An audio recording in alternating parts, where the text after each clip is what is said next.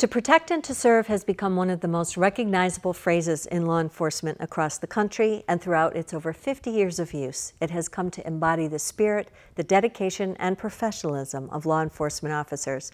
I'm Joni Sutter for Nutmeg TV. Joining me today is Detective Sergeant C.J. Roper and Detective Evelyn Rodriguez from the Plainville Police Department. They're here today to discuss the Domestic Violence Intervention Team, also known as the DIVET team. Thank you so much, both of you, for being here today. We're going to focus our efforts on domestic violence and the intervention team and what it means and what it has to offer. But let's start with the two of you. Sergeant, tell me, you're in charge of the detective division. So what does that mean for a town like Plainville? For a town like Plainville, it means we have a very generalized detective division, meaning we'll handle everything that comes in. We don't have any specialized unit. We don't have a youth division or homicide division, robbery. Anything that comes in the town of Plainville, we handle kind of everything. So my job is, as cases come in, to review them, and any case that needs further investigating, felony type crimes, serious type crimes, then it's my job to assign detectives to investigate that, so it gets investigated fully and completely, and if probable cause exists, to make an arrest. Do you work with your detectives on a case? Yes, oftentimes I will be out there doing the work right along with them. Mm-hmm. Or if there's a question, and you're one of the detectives who works in that department, and so if there's a question or a concern, or even if you just want to run by, you know, what your hypothesis is for something, I imagine you work well as teams. Well as teams, and I'm always available by phone if I'm not actually there to run something by me, and then a lot of times we'll come together to discuss a case and where it's going and what steps can be taken. So Plainville's a lovely town. Nutmeg was in Plainville for many, many years. We love Plainville. We love the people. We love the store owners, business owners, I should say, and it's got a wonderful feeling. It's like a little hometown, but there's a very busy side to Plainville, and one of them is the police department, where you're responding to everything from traffic cases to, unfortunately, domestic violence situations. So this program, called the DIVET program, started in September of 2010, and you were telling me, Detective Rodriguez, that it began because you wanted to have parameters around how Plainville dealt with domestic violence? Yeah, so we developed our domestic violence intervention team in September of 2010. So what we wanted to do is we wanted to take a proactive approach in helping victims of our domestic violence cases. So we wanted to build a support system and where a victim could get in contact with an officer and address any questions or concerns they may have pertaining to their case. On top of that, the officer could then help to facilitate different services that the victim might need, whether it be getting them in contact with a representative from Prudence Crandon, or having them contact the victim's advocate. So we could help facilitate different services in that avenue. So a big portion of it was just, assisting our victims and knowing that there's different programs out there and different services out there that could help them following their domestic cases or their domestic incidents. Were you part of that when you were putting this together? Did they, ask, okay, what kinds of things are you seeing on a routine and regular basis?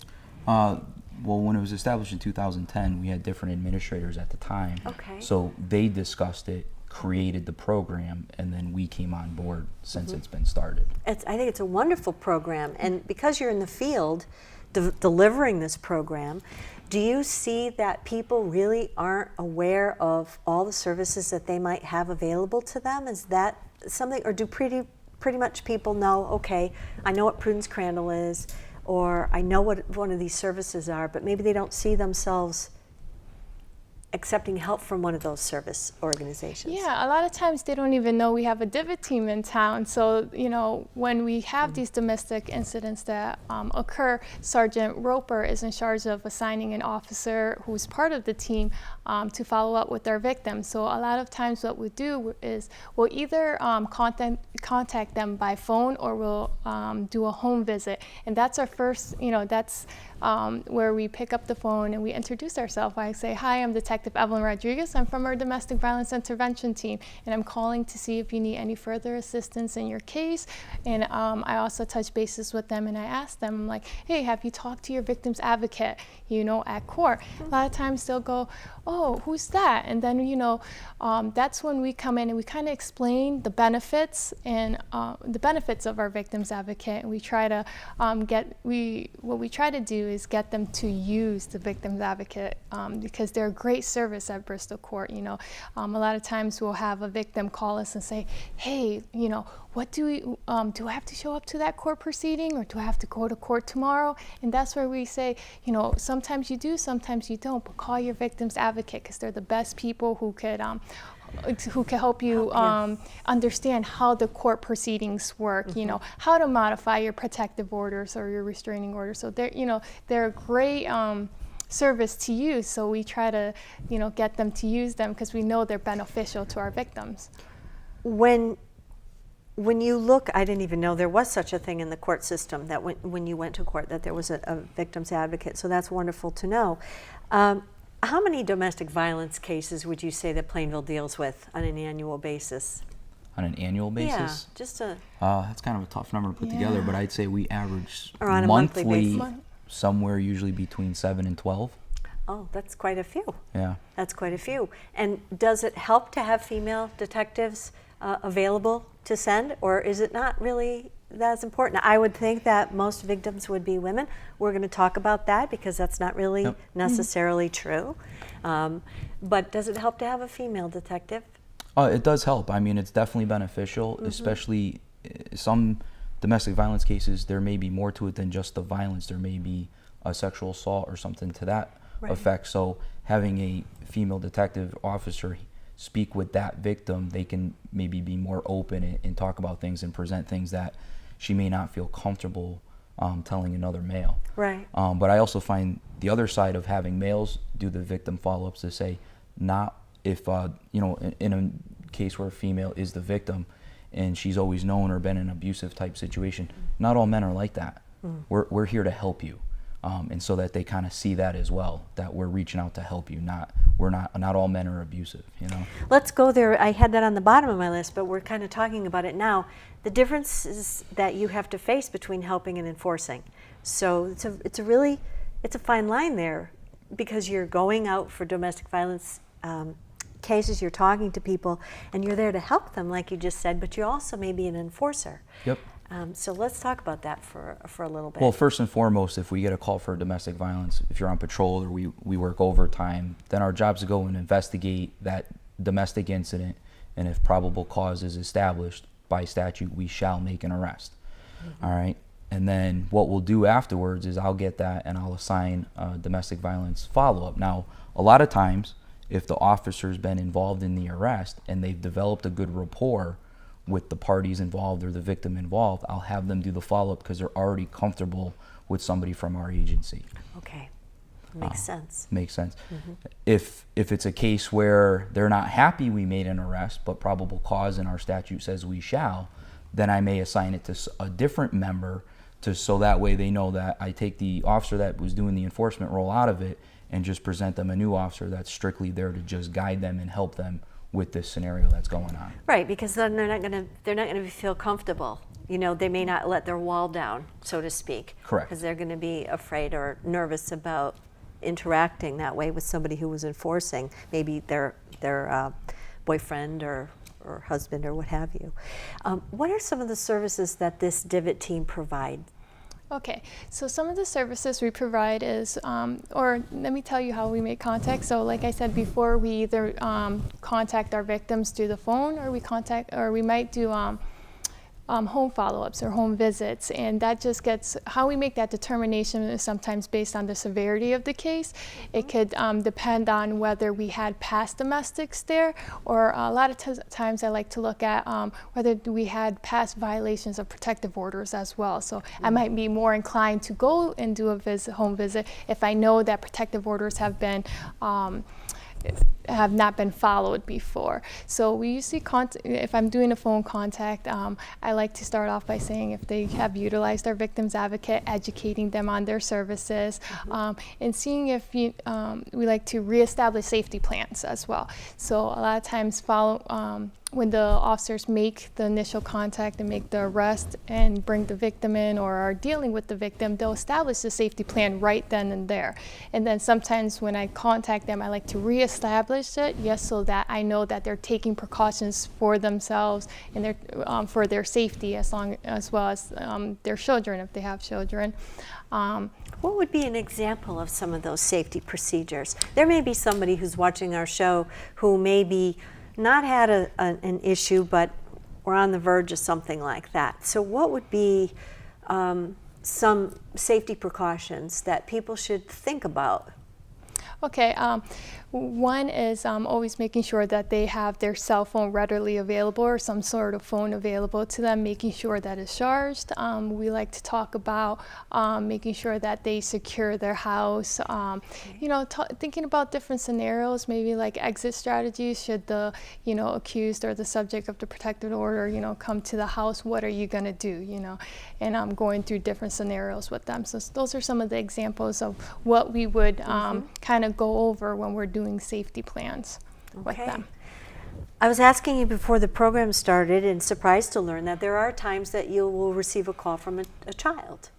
Yes. And so that child may be having an issue with a parent that may be justifiable or not. So how do you determine what happens when you take a call from a child and then you have to do a home visit? Yeah, like we'll take a call, and normally that'll be on patrol initially. A call will come in saying, hey, my mom hit me or something like that. And okay, so we're gonna go investigate it just like any other complaint. Because we don't know, was the parent disciplining their child because their child did something wrong and it's not abusive, or there have been cases where there is child abuse where the kid didn't do anything wrong, or the kid did do something wrong but the punishment didn't meet the crime. In which case then we'll take appropriate action. Okay, and there must be different steps for juvenile safety. Yeah, well, anytime there's an abuse of a child, then we'll contact Department of Families and Children, DCF, or Children's and Families, and get them involved and start working on ways to protect that child, and working hand in hand. And Detective Rodriguez can speak on, because she's done several cases where you work an investigation together with DCF to come to the best conclusion. Yeah, and they're great, they're a great service as well. I have worked many cases where it required me to actually make a report to DCF and work in conjunction with them on a child abuse case or on a child sex assault case. And they're really good at letting us, take the lead in the initiative in a lot of cases. And then they also, what they do is they just help provide services for the kid, whether, first of all, safety measures for the kids. If they look at things like, do I have to take that child out the home? Do I, if I do, where is that child now going to be placed, and the effects of that as well. And they also help provide different services for that child, whether it be counseling, and they're just a great service, to partner with. To work in conjunction with. And we're going to talk about Prudence Crandall in a minute, but I just want to mention, I didn't say this at the beginning of the program, but I want to mention that both of these individual wonderful officers from Plainville have made the decision to work on this DIVET team as one of the extra duties. You have all of your other duties, and this is something extra. And when we started doing the show, I have to share with you, when we decided to do this series, I personally didn't realize the amount of services that the police department provides to the community. So thank you so much for what you do for the community. We think protect, police are going to protect us, they're going to help us. Yep. But the services that you're providing to prevent things, or when something happens, to give people alternate ways to deal with something, are just really wonderful, and we're going to talk about the lethality. I have difficulty saying that, the lethality assessment program, also known as LAP program. But before we do that, can you talk about the benefits and some of the limitations with the DIVET program? Yes, so definitely, one of the biggest benefits is that the victims get to understand the services that are available to them. Second of all, another part of what we do in our domestic violence intervention team is we get our victims to understand protective orders as well, because a lot of times in domestic arrest there's the issuance of a protective order, and a lot of times they might not understand all the conditions of the order. So when we make that phone call or that home visit to them, we like to also bring along the protective order and go over it with them so that they understand what the conditions are. And a lot of times we'll have discussions of the protective order. Sometimes they might say, man, some of these conditions that are in place, is there a way for us to take certain ones out? Or sometimes they might feel that they want added conditions to the protective order, okay? And that could be, an example might be, we might have a protective order that's a phone no contact order. However, the spouse or the victim in question might be like, well, I need to talk to my spouse regarding like finances, or, the children, So in that case, we'll advise them, contact the victim's advocate and ask for modifications in the protective order, and they'll be like, we could do that. And I'm like, absolutely. Call them and discuss the protective orders with them, and discuss what it is that you want, and they can help facilitate that modification of the protective order. What are some of the limitations that you see? So some of the limitations that we see is not all victims necessarily think they're victims. We might make an arrest. We might go to a house for a domestic incident, and the victim might be like, no, I don't want him arrested. Right. So, there's times where I might call up a victim and they're like, oh, I don't need any help. In those cases, I still like to afford them, I still like to talk to them and let them know what the services are, go over the protective order, and then, advise them that, hey, if you ever need any help in the future, feel free to give us a call. Do they? And occasionally I might get a phone call, later on saying, hey, I encountered this situation. What should I do, So sometimes we do get phone calls from victims, asking about services later on. And, there's different reasons as to why a victim might not necessarily want, to initially speak with us or cooperate. And of course. Yeah. And in those cases, it might warrant me to do a home visit after, just to make sure that the subject of the protected order isn't there and they're just afraid to talk to me because there is a violation occurring. So, those are things that, we, through our experience and through our interactions with our, victims, we get to kind of learn and kind of get a gauge on, hey, maybe this requires one more home visit or a surprise one, or, I was going to ask you that. I was going to ask you if there's surprise visits. And Sergeant Roper, and it's a loaded question here, but how many times with victims do you see oh no, that's okay. No, we're not gonna, I don't want to press charges, or, I don't want to take the services, and because they're afraid. Yeah, it's hard to put a number on it, but we do see it. I mean, I can't say it's half. I'd say for the most part, I think when we do our domestic violence follow-ups, they're receptive to our follow-up and appreciate our help, although they may feel that they don't need any more interaction other than the one follow-up. But another benefit, and kind of touching upon that, is if it's a real serious type domestic, serious injuries, we'll often do more than one follow-up in that case to ensure services. And like Detective Rodriguez said, we'll do surprise visits because in doing these follow-ups, we've actually encountered or interrupted protective order violations occurring that the victim may not even know were about to happen or were occurring. So although we're not there 24/7, we are trying to find a way to protect you further. And it's benefited that way. And then we've made another arrest and to show, and then sometimes that opens up the victim's eyes of saying, hey, I am a victim. They keep doing these things. And we talked about perpetrators before the show started, and one of the questions that I asked was, someone who's a perpetrator may also be someone who's crying out for help and be a victim in a different kind of a way. And so in that you have to follow the letter of the law, I would imagine based on our conversation, that there are areas where someone who has taken a step that they shouldn't have taken can also start to get some help once the arrest has been made. Is that true? Yeah, I would definitely agree with that. I think, anger as far management, as things correct. like that. And that's also by talking to the victim. Sometimes Yeah. Detective Rodriguez will talk to a victim and she says, listen, he just needs to get help. He needs to get this. Yeah, they'll let you know. The victim will say, hey, I believe that they need some anger management, or, I believe that his behavior is in response to some sort of abuse, such as like abuse, or something drug related, and I think they need services in that hand. And we will, we document that as well, in our reports that this is how they feel. But we also ask that the victim contact their victim's advocate and say these things, because these are things that they in turn feel that could benefit their spouse and help their situation, especially if Right. they're looking to reconcile, with their spouse again, or their partner, or their relationship. But that's never to say that one should accept abuse as the norm, or as, well, this poor perpetrator, needs help in another area. That may be true, but one should never accept abuse in any way. So let's talk about the lethality assessment program. Can you tell us in Plainville how that program works? Lethality assessment program, how we work it in Plainville and probably in all the organizations that are doing it, is any domestic violence incident resulting in an arrest for domestic violence, we will conduct a lethality assessment screen, we call it, or LAP screen.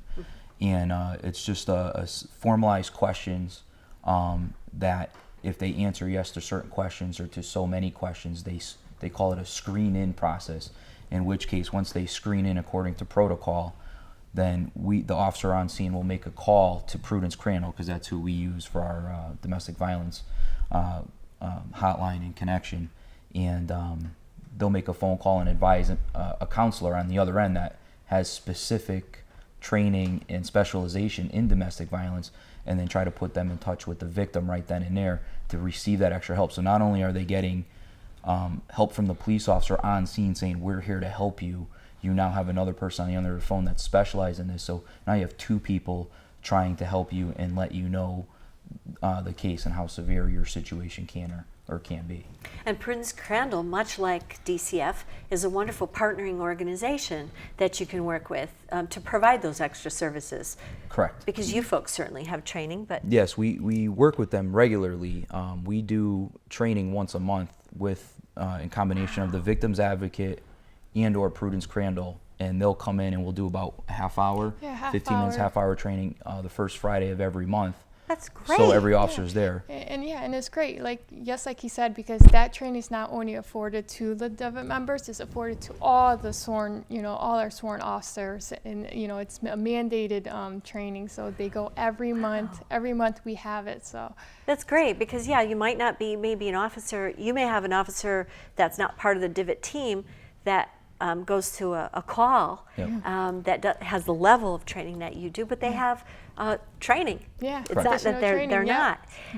So I think that the takeaway message that we need to have here today is that the police really are there in the town of Plainville to assist and protect and provide alternatives to people and better ways of living, and I think it's great. I think it's great what you both do. Can you tell me briefly, how did you get into the police department? How did I get into what the calling, the vocation? Oh, well, I come from a family of law enforcement officers. My dad's in corrections, so it runs in my blood. Runs in your family. And I see, how fulfilling the job is to them. So it's a career that I was excited to get into, because I see how much they enjoyed helping people. And I said, you know what, let me do it too. Well, Plainville's lucky to have you.